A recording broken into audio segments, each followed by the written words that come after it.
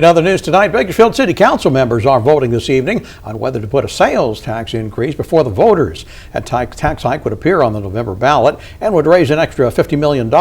Supporters are promising to use the money for police, firefighters, and fighting homelessness. Eyewitness News reporter Emma Goss is live outside City Hall with how this could affect you.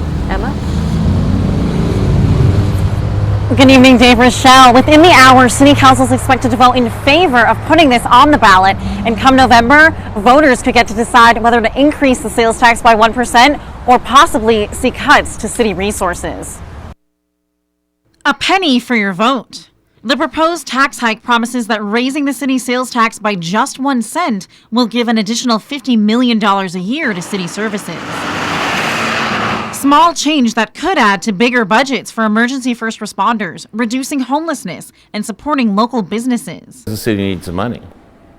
The real question in the long term is going to be is how well they spend it and how they really address the city's needs and the wants of the community. City Council member Willie Rivera thinks the answer to that is up to Bakersfield voters. I think nothing's off the table, and I think that's the way it should be.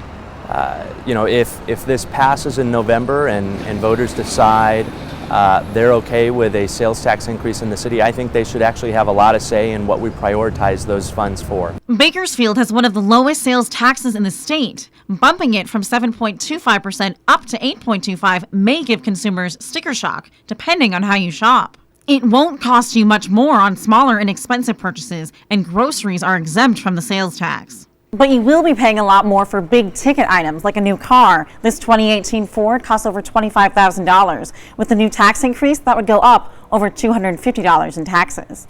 The people have to decide what kind of city they want, because if it doesn't pass, the city historically just makes cuts.